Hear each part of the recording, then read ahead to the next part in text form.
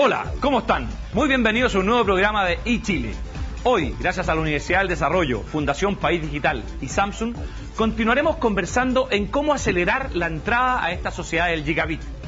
Gran revolución digital que estamos teniendo y para eso los quiero invitar a ver una pequeña nota para seguir conversando. Las nuevas tecnologías tienen el potencial necesario para acelerar el crecimiento de un país. Las nuevas tecnologías son un potente agente de cambio económico y social, permitiendo el acceso a los servicios, mejorando la conectividad, creando negocios y empleos. Además, permite cambiar la forma que las personas se comunican e interactúan. De la mano de los avances de la ciencia, el desarrollo tecnológico y de un alto capital humano que implemente soluciones para realizar una gestión innovadora, podríamos pensar en un país más productivo. Chile ha dado grandes pasos en la construcción de un desarrollo digital. Disponemos de una cobertura y acceso a la tecnología con índices al nivel de los países más importantes, pero esto es solo una parte del camino que debemos recorrer. En este sentido, uno de los mayores desafíos como país tiene relación con avanzar hacia una sociedad del gigabyte, como evolución de la sociedad basada en la producción y exportación de materias primas.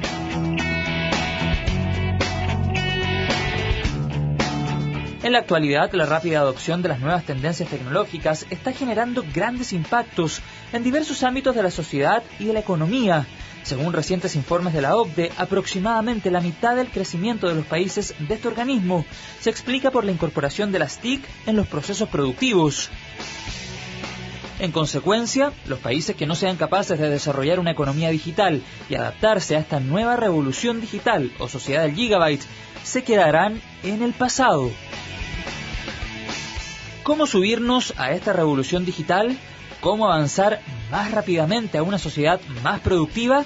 De esto conversaremos en el capítulo de hoy de eChile. Y aquí ya estamos conversando con nuestros grandes invitados de hoy. La verdad que son dos emprendedores, dos personas que han seguido caminos distintos.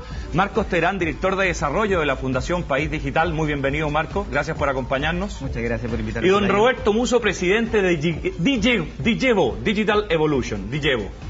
¿Cómo estás, Roberto? Muy bien, muchas gracias por invitarme. Feliz de estar acá. Oye, la verdad que ustedes dos tienen tremenda experiencia y han evolucionado en el tiempo en esta sociedad del gigabyte. Y hoy día queremos profundizar en cómo somos capaces de ir penetrando un poquito más y trabajar lo que está pasando hoy día en el mundo. Y quiero partir con eso contigo, Roberto. ¿Cómo entras a este mundo? ¿Por qué entras al mundo digital? ¿Dónde estudiaste? Yo estudié en la Universidad de Santa María. Yo originalmente soy ingeniero electrónico, o fui, porque hoy día, digamos, soy un poquito más empresario. ¿De qué generación estamos hablando? ¿Cuándo entraste? Vamos a ver un poco la edad. Digamos. Los 80. Digamos que estudié en los fabulosos 80. ¿Y por qué te gustaba la electrónica?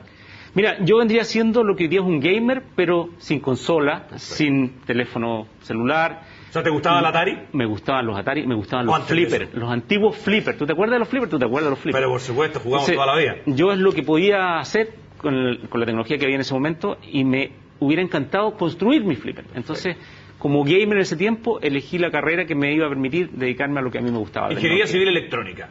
¿Y cómo pasas de ahí a la programación? ¿Cómo se va evolucionando este tema a llegar al mundo digital que estamos hoy día? Bueno, sucede que cuando uno estudia electrónica, en mis tiempos, uno trabaja muy solo, ¿te fijas? Entonces yo buscaba compartir con otra gente y me di cuenta que a través de la programación podía compartir la inteligencia de mucha gente que estaba alrededor mío y que aportaba sus algoritmos, su software, y yo trabajaba con eso, y eso era espectacular. ¿Pero por qué te interesa eso como niño? ¿Cómo llegas a enterarte de eso? Porque la tecnología es lo que te permite... ¿Tu papá te ayudó? ¿Fue una motivación del papá o la mamá? No sé. No. En este caso, ellos me condujeron, me dieron las plataformas adecuadas, pero básicamente, y estoy muy agradecido con ellos, saludos por favor, pero básicamente la inquietud a mí me viene de la educación en términos negativos.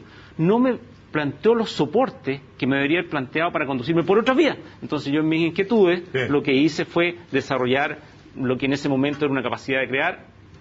Déjenme contarles que Roberto es como una especie de Mark Zuckerberg en Chile. Es una persona que ha desarrollado grandes emprendimientos. De hecho, su primer emprendimiento lo vendió ya hace muchos años, el año 97, a una compañía española llamada Indra, que compra tu primera gran empresa, que es STI. Pero antes de profundizar en eso, quiero introducir a Marco. Marco, muy bienvenido. Tú estás trabajando en la Fundación País Digital, también eres ingeniero de la Federico Santa María, veo que aquí está muy bien representada.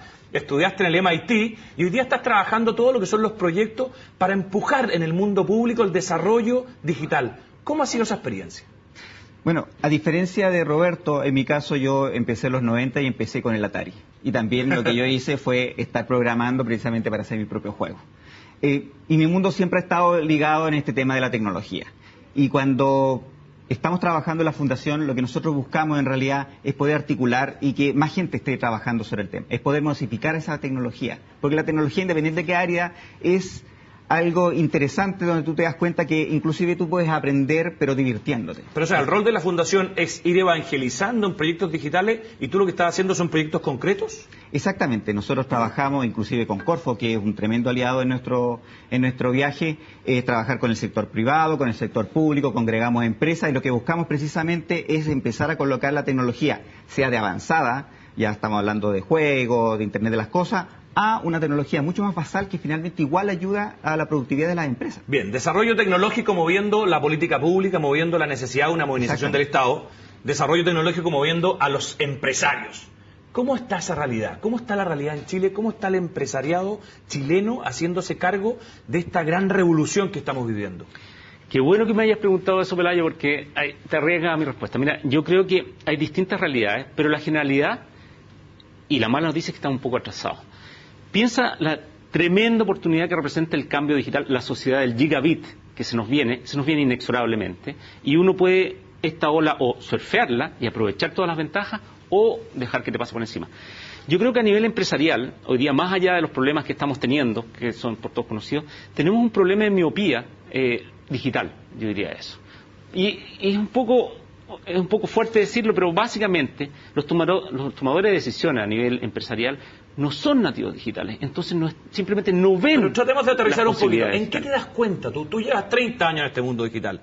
¿Has visto diferencia, me imagino, de cómo está cambiando esta revolución? Cada día está más presente en toda nuestra vida. ¿Por qué te das cuenta tú que eres un empresario, ya eres un gran empresario, de esta realidad? Mira, para aterrizarlo bien, fíjate que tú vas en la calle y ves que toda la gente está mirando sus smartphones. Toda la gente, o sea, sin excepciones. Entonces, esos que están mirando su smartphone son los clientes de los bancos, son los clientes de las ISAPRES, son los usuarios de las universidades, son los clientes de todo. Ellos ya están habilitados digitalmente y las empresas no están proveyéndoles los servicios digitales que ellos están demandando. Roberto, ¿pero por qué? ¿Tú crees que las empresas no saben? No, mira, yo creo francamente que las empresas están estructuradas de tal forma que los incentivos que tienen los ejecutivos y básicamente las trabas al cambio, a la innovación, les impiden hacer innovación digital. A mi juicio lo que tienen que hacer, y eso es natural, y eso pasa en todo el mundo, lo que tienen que hacer las empresas es relacionarse con los startups, es hacer innovación abierta, es incorporar a los nativos digitales a su toma de decisiones, es mezclarse, y eso es un poco no. Roberto, pero si yo como empresa no me subo a esto, voy a quedar obsoleto, y la empresa lo que busca es la sustentabilidad. Entonces deben estar permanentemente pensando en cómo subirse. ¿En dónde tú te estás fijando que le ha costado? Mira, fíjate hoy día... ¿Es un tema de precio? ¿Es un tema de capacidades humanas? No, es un tema de toma de riesgo. Es un tema de manejar la digitalización como tú hablas español. Manejar la música como un músico haría música. Cuando tú no ves los colores, es muy difícil que yo te pida pintar un cuadro. ¿Te fijas? Entonces, las Bien. altas capacidades de decisión de nuestras empresas digital. no tienen esa cultura y no es justo pedírsela. Bien, porque Marco. no la ven. Nos habla Roberto con toda su experiencia de la cultura digital. Tú estás empujando una cultura a partir del apoyo de Corfo, como nos comentaba. Cuéntanos más específicamente qué proyecto hoy día estás liderando desde la Fundación País Digital y con qué objetivo. Claro, nosotros tenemos una serie diversa de proyectos y de los cuales tratamos de incorporar a diferentes actores. Dentro de los proyectos que nosotros tenemos es, por ejemplo, impulsando todo el tema de industria inteligente con Corfo, que lo que se busca es precisamente llegar y poder favorecer a las empresas, que las empresas puedan adoptar tecnología con el fin de poder facilitar la operación. Perfecto. ¿Eso qué significa? Significa que en este momento tenemos una productividad de $30 por persona, por hora, y poder ampliarla al doble, que es lo que sucede en los países desarrollados. Actualmente lo que sucede, y ahí concuerdo con Roberto, es que muchas veces las personas no saben. Existe esa cultura, cuando dicen, mira, ¿sabes qué? Yo no sé si finalmente voy a poder mejorar el desempeño de mi empresa. Pero cuando yo hablo con empresas que en realidad ya han estado haciendo este esfuerzo y cuando se dan cuenta que sus maquinarias están en stand-by y que finalmente tú mejorando, monitoreando y mejorando esto podías aumentar la productividad, perfecto. eso es un gran... Pues déjame aterrizarlo. Ustedes hicieron un estudio en Fundación País Digital en una serie de pymes. Cuéntame un poquito el detalle y el resultado de eso, para linkearlo con la cultura que nos habla Roberto. Por ejemplo, a propósito del tema de pyme, realizamos un proyecto de diagnóstico de e-commerce y lo que nos dimos cuenta de las grandes razones eran razones de desconocimiento. No eran razones de precio, que muchas veces la gente empieza a preguntar de por qué yo no hago e-commerce. De hecho, es más, las empresas nosotros estimamos que las empresas podían hacer un ahorro del 15%. Actualmente el dueño de un almacén, la persona que trabaja en el comercio, perfectamente ellos podrían mejorar la forma de trabajar, trabajando menos tiempo y mejorando sus ingresos. Industria inteligente, me hablas de la cultura empresarial y me dices que quiero separar un poquito entre la pyme y la gran empresa. O la MIPYME. ¿Tú ves gran diferencia entre los tres? Tú estás trabajando mucho con emprendedores, entiendo que también has comprado varias empresas y estás desarrollándolo. ¿Cuáles son las grandes diferencias que ves? Mira, la verdad es que sí, estoy trabajando mucho con emprendedores. No se puede disociar la innovación tecnológica del emprendimiento. La innovación, la creación de valor en el futuro no va a venir de las grandes empresas, va a venir de los emprendedores, va a venir de los startups. Y es ahí donde está entretenido trabajar. Entonces, yo veo gran diferencia cultural entre esos dos mundos, la gran empresa y los startups. Perfecto. Y yo veo que acá, en los startups, existen los nativos digitales, saben de digitalización. En las grandes empresas tienen los bienes de capital y sobre todo tienen las canas, tienen la estrategia. Entonces, ¿qué pasaría si juntamos ambos? Imagínate, imagina el beneficio. Roberto, a la vuelta de esta pequeña pausa que vamos a hacer, me gustaría que profundicemos en esa relación emprendedor-gran empresa. Marcos, que nos explique un poquito la hoja de ruta de Industria Inteligente, hacia dónde vamos caminando. Quiero aprovechar de agradecer muy especialmente a la Universidad del Desarrollo, a Fundación País Digital y a Samsung, que nos ayudan a estar conversando hoy día de estas materias tan entretenidas del presente y del futuro. Una pequeña pausa y ya volvemos. Ya estamos de vuelta gracias a Fundación País Digital, la Universidad del Desarrollo y Samsung, conversando con Marcos Terán y Roberto Muso. Roberto, quedamos justo en la parte anterior hablando ya de algún caso concreto en donde se una el emprendedor, el emprendimiento con quizás la gran empresa. Cuéntanos alguna experiencia que tú en lo personal hayas tenido o hayas visto. Mira, en la fusión de ambas, en lo que puede surgir muy interesante en Chile, que es un país minero, hay una empresa que se llama Site, con Z. Ellos proveen seguridad, esos fundadores eran hijos de mineros, proveen seguridad para los mineros de la gran minería y están dando espectacular. Entonces está siendo adoptada por las grandes mineras que son multinacionales hoy día, una empresita que surgió hace un par de años en Chile con conocimiento muy bien. En educación, ¿tú sabes cuál es el preuniversitario que es más masivo hoy día? No. Puntaje nacional, full online y gratuito, full digital. Los emprendedores tienen menos de 30 años. Asimismo, la banca en general, el sector financiero va a ser el próximo de mayor disrupción. Ahí está Cumplo, por ejemplo, lo está haciendo súper bien. Ahí está Feliz y Forrado, que es un advisor al final, por mucho que no le guste al sector financiero. Hay una serie de proyectos. Cuéntame en el caso tuyo personal, tú como empresario, tú como también que inviertes en nuevos emprendimientos. Cuéntame alguna experiencia que hayas tenido. Mira, la verdad es que ha sido muy interesante porque he tenido todo tipo de experiencia naturalmente, pero hay algunas muy relevantes. Por ejemplo, Easit. Easit es la empresa de marketing georreferenciado que hoy día está llevándola en Chile y está abriéndose a Latinoamérica y surgió como un accidente. Surgió un día que uno de los fundadores estaba diciendo, oye, deberíamos tener más información sobre los productos que estamos viendo, pero ahora, cuando los quiero comprar.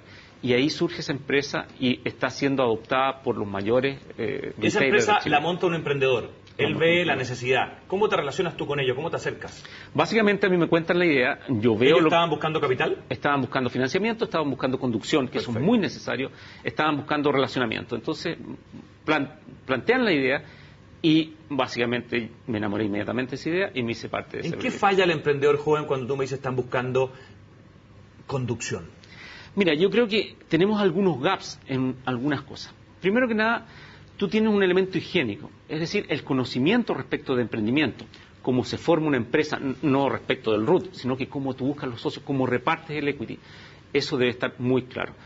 ¿Cómo haces tú Pasar el Valle de la Muerte, probablemente? El Valle de la Muerte. Todo el conocimiento teórico a veces está falto a nivel de los emprendimientos. Perfecto. Entonces hay que completarlo. Y esa muy fácil. experiencia se la puedes transmitir tú de alguna manera. Los mentores en general son muy importantes en este ecosistema. Marco, en la misma idea de aterrizar, Háblanos un poquito de esta hoja de ruta de las industrias inteligentes. ¿Cuál ha sido el insight? ¿Cómo se van preparando? ¿Qué te va diciendo la gente? ¿Cómo lo estás viendo en apoyar la política pública? O sea, primero encuentran que es muy importante poder desarrollarlo porque precisamente ellos empresas ya han empezado a trabajar sobre el tema. Por ejemplo, hay empresas de gas que actualmente te miden el nivel y van a llenar los estanques cuando precisamente saben que el nivel está más bajo. O sea, actualmente ya está esta revolución tecnológica que estamos hablando. Pero cuando nosotros queremos que el gobierno, que los privados empiecen a trabajar, por supuesto, es necesario tener esta coordinación. ¿Y eso cómo se logra? Por ejemplo, en minería. En minería, cuando tú quieres mejorar la productividad de los mineros, haces una mejor planificación para que puedan sacar el mineral. Y eso lo puedes hacer con mayor información. Lo mismo sucede, por ejemplo, con agricultura. Con agricultura, con la trazabilidad de producto, un producto que actualmente costaba 1 puede costar 5. El caso de Uruguay es increíble. Uruguay pasó de la carne, vendiéndola a $2,5 a $4. Ahora, ¿qué busca Corfo contratando a la Fundación País Digital para que pueda desarrollar esta hoja de ruta? Nosotros lo que buscamos, como te había comentado antes, es masificar la tecnología. Pero esa masificación también se ve a través de una articulación con el sector público, con los actores privados, con las empresas, porque muchas veces, aunque tú no lo creas, es bastante difícil poder conversar con los diferentes actores. Y nosotros somos eso, somos un articulador que permite llegar a las diferentes instancias, diferentes ámbitos, y esa credibilidad que nos caracteriza nos permite poder convencer de que finalmente este tipo de experiencia es importante, no solamente por el hecho de poder desarrollar la hoja de ruta, sino que para poder implementarla. Marco, en esta sociedad del gigabit, en esta sociedad de la revolución digital, también un elemento que es fundamental es la educación. Y quiero pasar un poquito al elemento de la educación. Tú como empresario, como emprendedor, ¿cómo estás viendo hoy día el talento que estás recibiendo, que estás contratando? ¿Viene capacitado con las herramientas necesarias que este mundo necesita o hay que reentrenarlo? Mira, déjame plantearte mi visión. En el futuro, en un par de años más, no van a ser los ingenieros, los profesionales en general, los que postulen a las empresas. Van a ser las empresas las que postulen al talento. Va a ser al revés. Va a haber un gap de talento tan grande en términos de formación que las empresas van a salir a pelearse a esos profesionales. Yo veo que hoy día, a nivel de los colegios, a nivel de las universidades, estamos muy en deuda. Si te fijas, hoy día hay todo un movimiento de homeschooling que surge porque los papás que quieren educar a los niños en su casa dicen los niños van a los colegios a aprender a obedecer. Y eso en una economía que brinda todas las posibilidades no puede ser. Tienen que, de alguna forma, reformar formatos y contenidos para que esos niños puedan desarrollar sus talentos y puedan apalancar esos talentos. A nivel de la universidad, tenemos que enseñar otras cosas en otros formatos. Imagínate que el que va a la universidad, el alumno que va a la universidad, tiene la opción de ver a un profesor, que podría ser yo, imagínate, o ver al líder del mundo transmitiendo por internet su clase. No hay dónde perderse, la competencia es desigual. Roberto, ¿y por qué si tú ves que hay alta demanda de las empresas, no veo yo lo mismo en la demanda de estudiantes por estas carreras? ¿Por qué se está produciendo esa brecha? No, la demanda es muy alta. Puede ser que haya determinados sectores a los que todavía no haya permeado este mensaje de la ola del gigabit, por ejemplo, que va a suceder, pero en los sectores que tienen mayor exposición, la verdad es que la demanda está muy alta. Las ingenierías hoy día están siendo muy demandadas. Marco, ustedes como Fundación País Digital están trabajando muy fuerte el tema del talento humano, de la capacitación humana. Cuéntanos proyectos que ustedes están desarrollando y cuál es tu mirada también en este mismo aspecto. De nuevo, nosotros siempre tratamos de cómo poder potenciar la vida tecnológica en cada uno de los chilenos. El tema de la programación tiene componentes no solamente desde el punto de vista usoproductivo, sino que también como competencia lógica matemática, que al final te permite pensar mejor, poder estar trabajando mejor, y en ese sentido es que nosotros tenemos una serie diversa de proyectos en los cuales estamos trabajando en el área de programación, potenciando esto. Porque actualmente, cuando uno va al colegio, no necesariamente tú tienes un ramo de programación. Entonces lo que nosotros estamos haciendo son proyectos relativos, por ejemplo, a escuelas de verano, que se llama Programa Tus Ideas. También enseñamos a profesores para que ellos creen su club de estudiantes que estén enseñando programación, y no solamente una programación lineal, sino que estamos hablando del mismo negocio de Dillevo, de las aplicaciones móviles. Hay un déficit de un 25% de profesionales en este mundo. ¿Cómo tenemos que empujar para que esto cambie? Simplemente formando a más profesionales. Tú no necesitas ir a la universidad para poder programar. Tú no necesitas ser un muy buen programador, porque en realidad, como bien dice Roberto, la educación está en el aire, la educación está en Internet. Tú puedes aprender y puedes inclusive ser mejor profesional que inclusive pasando por la universidad.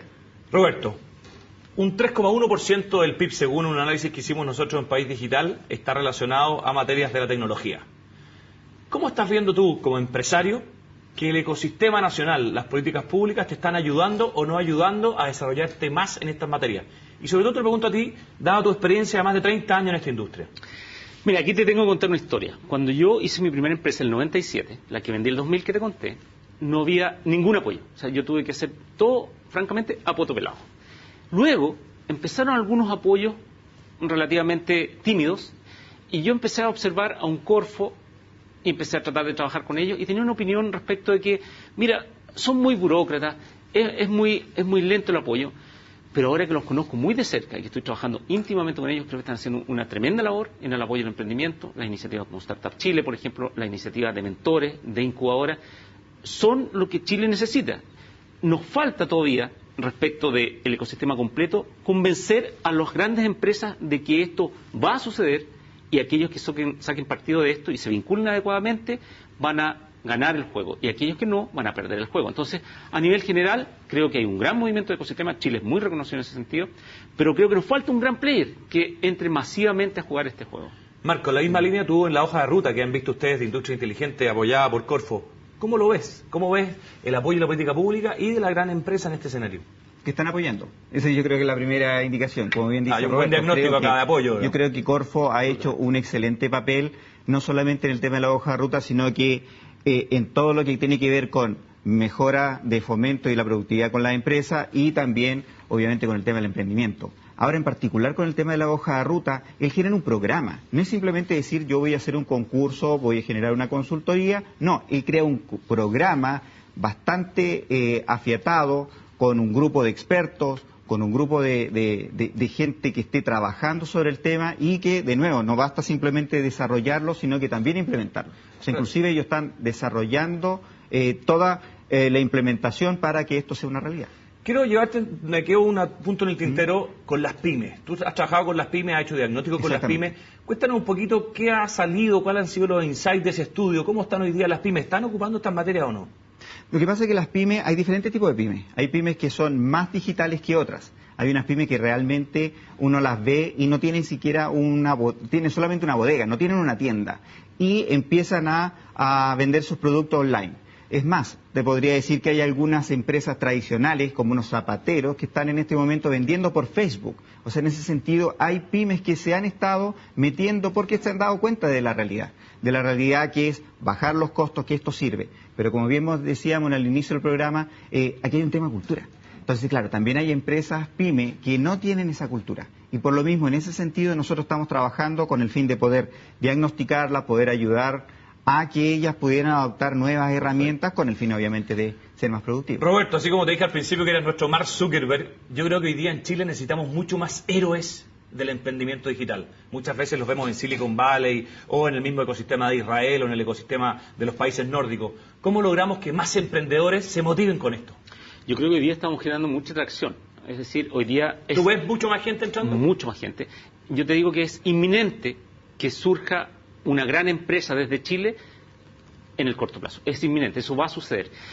Piensa en la economía digital. La economía digital, y es algo que a mí me interesaba mencionar, es muy potente porque además de proveerte una serie de beneficios económicos, provee igualdad de oportunidades, es equitativa, cosa que estamos buscando, provee transparencia. Entonces los héroes que tú me preguntas van a luchar con otras banderas. Los necesitamos que tú sigas apoyando muy fuertemente a esos héroes porque necesitamos más. Marcos, te queremos agradecer especialmente, yo como presidente de la Fundación País Digital, a ti que estés impulsando estas materias porque necesitamos a muchos Marcos Terán, a muchos Robertos empujando estas materias. Les quiero agradecer por haber venido. Los quiero agradecer a todos ustedes, especialmente a Fundación País Digital, a la Universidad del Desarrollo y a Samsung que nos permiten semana a semana estar conversando sobre estas materias del futuro. Muchas gracias y hasta pronto.